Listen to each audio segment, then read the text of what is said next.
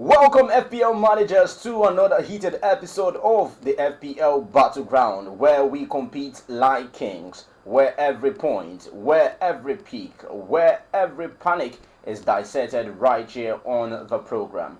My name is Chibike James and I'm here with the ever insightful Mr. Obaro. Good to have you, brother. Yeah, great to be back on the show. And today we're going to be talking about something very interesting. Tell us. A very intriguing topic. A topic that rival fans love to talk about. A topic that incites banter. Today we're going to talk about 007. That's 007. Yeah. A lot of people will be asking what 007 is. 007, yeah, almost like the James Bond character. It means when a new player goes to a new club, either from the Premier League club or from another league. Yeah. It means when the player arrives, the player has 7 matches. The first Premier League the 7 first matches. 7 games for the club is going to play. Oh, okay. He has to produce either a goal or an assist, or he's going to be called an 007. And that's a very bad reputation. That's a very bad cloth to wear. And your rival fans love to see that. They love to see when the player from the rival club wears the 007 flag.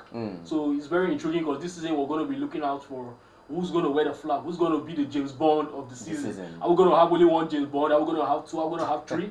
We're going to find out. Yes, definitely. We are going to find out on the course of this program. And talking about 007, where the player coming into a club gets 0 goals, 0 assists in his first official 7 games. And what better way to have this discussion than to start off with the Premier League champions, Liverpool Football Club. Now, despite the fact that they won the Premier League title, Liverpool has gone out to spend the cash and they have brought in some really exciting players. They've brought in Ugo Ekitike from Frankfurt, as well as Florian Wirtz from Bayern Leverkusen. Now, Florian Wirtz is a midfielder or attacking midfielder, whatever you put it as, and Ugo Ekitike is a forward player. Now, let's look at Florian Wirtz first of all, right? He is coming to a new league, a new system, all right, new teammates. Yes, he dazzled in the German Bundesliga, but this is a new league, and many will always say that sometimes German players struggle in the Premier League. Is Florian Wirtz going to be the 007 for this season? Definitely not, from my opinion, because he's played some friendly games for Liverpool, and I've been opportune to watch those games. And all I can tell you is Florian Wirtz is one person that's not going to wear the 007 cape. He's too talented for that. I mean, he's already got a couple of assists in his first preseason games. But that's preseason. Yeah, I know. So a lot of people say it's preseason, but we've seen the preseason game. We've seen the tension and how teams have been using their full squad, getting ready for the new season. Because the Premier League is not a joke. Yeah, not you cannot say because it's preseason that you want to start playing only your feeder team and not get your senior teams in good shape. Florian Wirtz, I'm sure this preseason has been used to check the adaptability of the new players, and for me, Florian Wirtz has passed excellently up to now. But coming to Florian Wirtz, it's not going to be on penalty duties. Mo Salah is the man. It's not going to be on probably on free kick duty from the will I say the left hand side, But Mo Salah is like the main man in Liverpool, and Florian Wirtz coming in, I don't think he's going to change that. Yeah, well, although he was the penalty taker at Leverkusen. Yeah. At Liverpool, fine, he's not going to be the penalty taker because obviously he can't take it away from Mo Salah. Yeah. But I don't expect him to wait for penalties before he gets goal contributions. I'm not even talking about goals. I'm not sure if he's going to score in his first 7 games. But what I can assure you, what I can assure any Premier League fan and any rival fan that is waiting to laugh at Florian Wirtz is that he's going to get an assist, at least an assist in his first 7 games. Ugo Ekitike, he's a new player to the team from Frankfurt. Very young, very exciting, very promising. We have watched him play in the German Bundesliga, and you can say for a fact that this player has got the potential to wear the red of Liverpool Football Club. But Liverpool are not done with the transfer activities. There are talks about Alexander Isak coming to the club. Right now, we are hearing that he's training separately from the rest of the Newcastle teammates. Now, if Liverpool finally and eventually pull off that deal to bring in Alexander Isak to Liverpool, do you think it's going to be more of a rotation between Isak and Ugo Ekitike? Because Arne Slot will favour a Premier League proven striker, and that is Alexander Isak. So if Ugo Ekitike is not seeing plenty of game time, not playing regularly 90 minutes for the first 7 games, probably he might be the one on the 007 card.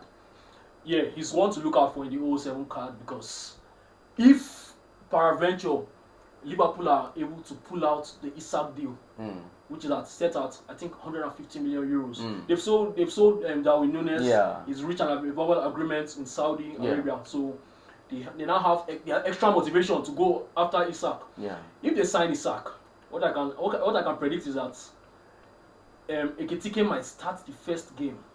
He might start the first Premier League game. Because Isak has not done preseason. Yes, because Isak has not participated with them in the preseason, so they might give him that benefit of doubt to start the first. But is this going to be a big of a headache for Alan Slot, having two players who technically will be coming into the dressing room with pride and ego, believing that they are the main man for Liverpool? It's a very big headache, and it's a very big headache because. So why go for a player that's going to give you headache? You can't blame them. You cannot see Isak free in the market, and you're saying. Not free, sorry. You cannot see Isak available saying to you, I want to come and play for your club. Isak is proven over the years, so you cannot see Isak. If they don't buy Isak now, they probably will not buy him again. And I understand why they're panicking. As they've spent 90 million on Ekitike already, and still going to pull 150 at least on Isak. A lot of people are saying, how do you buy two strikers? Yeah, two proven strikers. Yes, but that's the coach's headache. It's on the coach now, so I think he has to find a way around it. Yeah, but I feel... So none of Liverpool's new signing, Florian Wirtz and Ugo Ekitike, would have the 007 mark? Ekitike will have the 007 mark. I promise you. Because he's going to play only the first game. He's going to struggle. Well, yes, you heard it from Mr. Barrow. Very insightful. I don't know about you. You can leave your own views on the comment sections, okay? After Liverpool, we are going to be going to the Club World Champions, and that is one club I love so much, Chelsea Football Club. Now, Chelsea did their business very much early, all right? We have a young kid, Extavio, coming into the club. He was unveiled recently. There is João Pedro, who shone brightly at the Club World Cup. And yes, other new players, the likes of Gittins, they are coming from Borussia Dortmund as well. Liam Delap as well, coming from relegated Ipswich Town. Now, these are young and exciting players. And if there's one thing I know about Chelsea, is that they always give everybody the opportunity to play. Will it be regularly? I cannot say. But João Pedro played in the Premier League with Brighton, very instrumental for them. Liam Delap was the frontman for Ipswich, very instrumental for them, despite the fact that they got relegated. But he got himself double digits of goals in the Premier League. Now, we have seen at the Club World Cup that these two players, more of Liam Delap and João Pedro, cannot start together. All right, the coach always want to play one against the other. Now, if the season gets to start, João Pedro and Liam Delap, who do you think would be the starting player for the team? Well, that's interesting because we've seen the performance from João Pedro in the Club World Cup. I mean, they said he was on holiday. He didn't even see the Chelsea's training ground. Yeah. And then he went on to the Club World Cup and scored bangers against PSG. So it's very interesting because that kind of performance just puts you over the edge over any other player. So Delap is wonderful. I'm not saying he's not wonderful. He's a player that has performed with Ipswich. I mean, for you to be in Ipswich and score 12 league goals a season, that's no joke. So it's a wonderful thing for Chelsea that they have gotten two great strikers. I would say great striker. I would say two good strikers who still have a lot to prove as far as the Premier League is concerned. Who have Premier League experience already. Both of them already have Premier League journeys for separate clubs. So I think Enzo Maresca is going to go with João Pedro. His first. Yes, because of the performance at PSG, obviously. That was a stellar performance. So I think his confidence is going to be high. It's going to be like, I'm the main man. Yeah, I'm the main man. Let me continue with him for now. So, although there's going to be rotation because the Chelsea squad is so big, so there's always going to be rotation. So you are now saying that since João Pedro will be starting, then Liam Delap will be the man with the 007 card?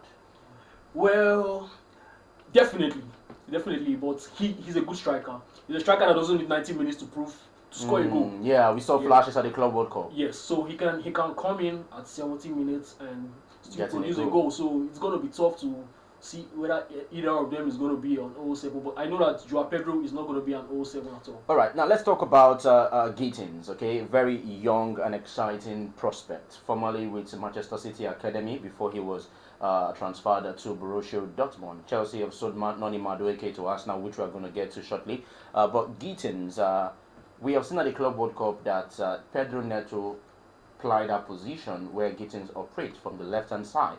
All right, and for the fact that he is not Premier League proven in quotes, do you think that he would have limited game time and thereby making him one for the 007 cards? Well, for me, Gittins is the chosen one for the 007.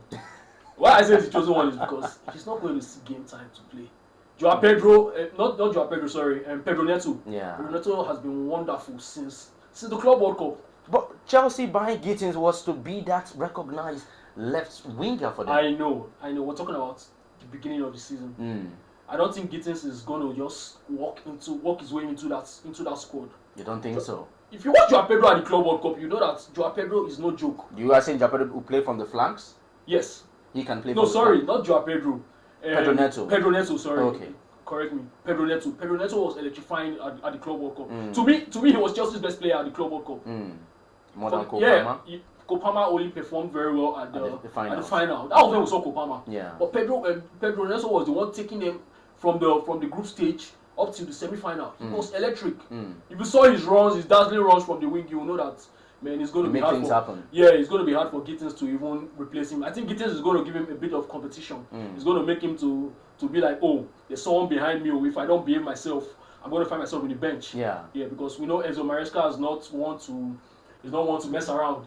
If he sees you're underperforming as a player, he's going to try the other players. Because there's a lot of players at Chelsea right now. Yeah, so looking for opportunities. As good as Gittins might be, he's an electrifying winger. He's still young. I think he's 20 or he's 19. He's still very young. I think Enzo Maresca is going to bring him. He's going to ease him into the game. He's going to play him. He's going to bring him in as a sub for most of the beginning of the season. So I think he's chosen one for the 007. Well, and other rival fans are going to be ready to laugh.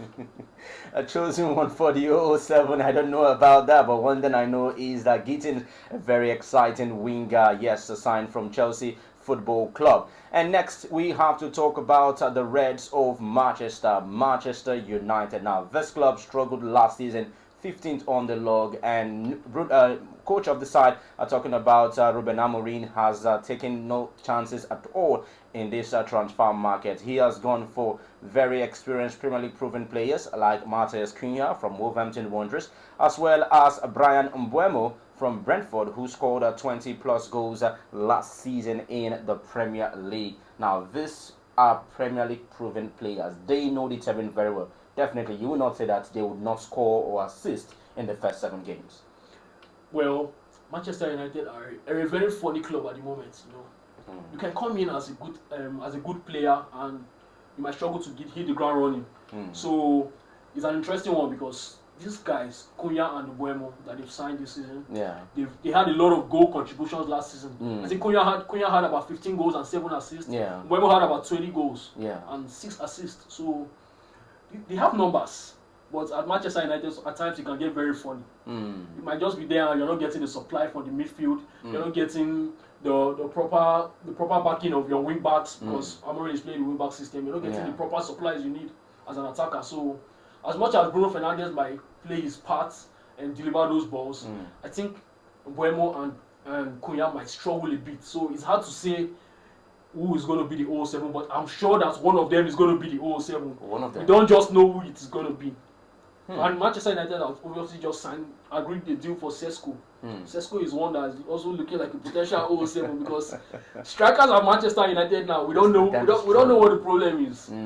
We don't know if it's that they don't know how to position themselves in the 18 box, or they don't get the supplies, or they are shy to score goals. We don't really understand what's going on. So Manchester United fans are hoping that the Benjamin Sesko deal is going to be a positive, fresh air for the club. Let me put it that way, because Højlund has not really been what people thought he would be when he came to the club. Yes, people are saying, he's a small boy, he's still 22, he still has a lot of years to go, he still has a lot of things to adapt to, but fine. And I think football has gone past the stage where you say someone is too young to play. It's too young to play. Yeah. Because we see Yamal. Yeah. Yamal is mesmerizing at 17. You won't even believe that he's 17. True. So for a 22-year-old, for you to be saying a 22-year-old striker is too young, is still too young to carry the weight of the club, then he's not the chosen one. So there's a problem with strikers coming in at Manchester United at the moment. So I think Sesko is also going to be one to look out for in the 007 department. Sesko one to look out for in the 007 department. Now, you cannot talk about the Reds of Manchester and not talk about the Sky Blue side, which is Manchester City. Now, Manchester City, yes, they have Erling Haaland. Yes, they have Omar Mamouche. They've got exciting wingers like Jeremy Doku as well as Savinho. But one exciting introduction to the attacking front was the man talking about Ryan Cherki. Now, this guy is a beauty to watch. Okay, from Olympique Lyon to the Premier League, he has always talked about the fact that he wants to play under Pep Guardiola. But we know Pep Guardiola to be, well, I say, a very funny manager at times. Okay, we know what we call the Pep Roulette, whereby he doesn't have a recognized player to play consistently. Yes, you can say one player who's going to get starting nod in the team is Erling Haaland because of who Erling Haaland is. But Ryan Cherki, we have players like Bernardo Silva, players like Phil Foden that can play in those positions where he operates. Ryan Cherki, first 7 games of the Premier League season, not going to be seeing plenty of game time, 90 minutes consistently. So is it one player that you are saying that this man would definitely wear the 007? Yes, I think I can say that about Ryan Cherki because of Pep Guardiola. The Pep Roulette is a real thing. And like you said, the only constant player in Man City right now is Haaland. And you can even say Bernardo to some extent as the captain. Yes, I'm getting there. Yeah. I can say Bernardo as captain because if you watch the Club World Cup, we see that it's as if Guardiola now has a lot of trust in Bernardo Silva this season. Looks like he's ready to play Bernardo Silva for every game. Yeah, and also the signing of Reinders is very interesting because we don't know whether Reinders is going to partner with Rodri in the midfield for all games or if it's going to be a backup for Rodri. So these are factors that are going to affect Cherki's game time. And also Phil Foden. Phil Foden is not who we think he is. Really? Phil Foden, yes. Like last season, Phil Foden didn't even do anything. You're not convinced? I'm not convinced about Phil Foden again. I think he's proven to be a two-season wonder. Last season, injuries disrupted his career. How long was he injured for last season? Well, he wasn't when he gets back to the team, and you know Manchester City struggled last season. Okay, it's fine. A general team problem. We saw him at the Club World Cup as well. He was fit at the Club World Cup and he didn't play anything. We saw him play for England at the Euros. He didn't play anything. So I'm not entirely convinced about Phil Foden, but he's still Phil Foden. I mean, he still has the talent in him. And you know, a new season is always like a new beginning. Yeah. So if he's chosen to start in the midfield this season and he performs well, then I'm sorry for Ryan Cherki because it's going to be a difficult season for him. I know he's too young. Ryan Cherki is still 21. Yeah. So Pep Guardiola might also want to ease him into the team. But Cherki is a very exciting player. If he gets the nod to start games, I think he's not going to be in the 007 department. But if his game time is limited, if he has to be coming in at 75 minutes or 60 minutes when Man City is already winning the game and they are just knocking the ball around, then I'm sorry for him because he's going to wear the cape. We're going to laugh. We're going to laugh at him. Premier League clubs, watch out for Ryan Cherki. Very exciting player to watch. A man that can maximize defense and also create chaos to opposition. And yes, let's talk about Arsenal Football Club. They have, found their missing piece, which is that recognized number 9. Victor Gyökeres from Sporting CP in Portugal, as well as Noni Madueke from Chelsea Football Club. Now, both players publicly expressed their interest to want to come and play for the Arsenal. All right, we can also talk about Martin Zubimendi, but he's more of a holding midfielder. Yeah. So let's just focus on the 2 attacking players that they have gotten. Okay, Victor Gyökeres as well as Noni Madueke. First 2 preseason games for Gyökeres, no goals. Well, like you said, it's preseason. I have trust for Gyökeres. I feel Gyökeres is not. So he's going to start scoring against Man U in the first game? No. He's not going to. You don't see that happening. He's not going to score against Man U, but I can tell you that he's not going to be the 007 because Gyökeres is a very top striker. He's played in England. Yeah, even if not in the Premier League. No, he didn't even play a single game for Brighton. He played for I think Swansea in Championship. So he already has a fresh. He already understands Coventry. Yeah, Coventry. Yeah, he already understands the English football to an extent. So I feel. Even if he's going to go for the 007, if there's a penalty, he has to beg Saka to allow him to take a penalty because Kai Havertz last season. The fans are ready to laugh at. You see Gyökeres. The fans are ready to laugh at Gyökeres. He's one player that everybody just wants him to. But why? I don't know. I don't know. What is it with this hatred of Arsenal players and Arsenal as a general? Well, you guys are called the noisy club, so that's just the reason. So Gyökeres is one to look out for, but I doubt if it's going to be the 07 department. But Madueke is looking like one that's going to wear the cape as well, because I don't even understand how the deal went through, but fine. I don't see him benching Martinelli or Bukayo Saka, or even Trossard. Trossard has not left the club, and I think Trossard looks like he's going to stay. He's going to stay for the season, so it's going to be hard for Madueke to even break into play, coming in as a substitute. I'm being spending 51 million or 52 million pounds on Noni Madueke. Definitely, the coach sees it as play. A potential. Yes, he's going to. I didn't say he's not going to play. He's going to play, but it's going to be very difficult for him to make an impact with the limited time he's going to get. Madueke is not one that's known for his goal scoring attributes or even his assist attributes. Yes, he's a fine winger. He knows how to move the ball, a bit tricky. But then when you give that kind of player only 10 minutes to perform in a game, what do you expect from him? So he's looking like another potential 07, and we are ready to laugh at him. Well, he's ready to laugh at them. Me, I don't know about that. Okay, let's wrap things up with Spurs. Tottenham Hotspur. Yes, no recognized attacking option, but let's look at Dominic Solanke as well as Richarlison. They signed Kudus. Yeah, Kudus is also in the team. Yeah, sorry. And a new gaffer for Tottenham Hotspur, Thomas Frank. We saw what he did with Brentford. And if there's one thing we know about Thomas Frank, is the fact that his attackers always flourish in his system. Now, Solanke coming in has been with the club, didn't have a very good first season. This time around, we are seeing him feeling like, I have come here to arrive, I have come here to stay and dominate. And Kudus signed from West Ham United. Now, these are two players we'll be talking about today. Let's start with Kudus, okay, our African brother, all right, all the way from our Jollof Ghanaian people, you understand? And he is coming into a new terrain. Many are saying that he would be the creative spark of Tottenham's attack. Do you see that happening? Do you see him creating chances, getting assists, or potentially scoring goals in his first 7 games? Well, if he's for getting assists, I think he's going to get an assist. Is he on free kick duties? Is he going to be on free kick duties? No, I don't think he's going to be on free kick duties. But I've seen the way he plays. I've seen the way preseason game against Arsenal. Preseason games, yeah. I've seen the way he's integrated with the squad, and he's in fact I think he's brought out this part of his game where he didn't really show at West Ham. He's now taking him. He feels he wants to dominate now. Yes, he's trying to push that attention to him to let them know that I'm here to prove myself. I'm not here to play like the way I played at West Ham.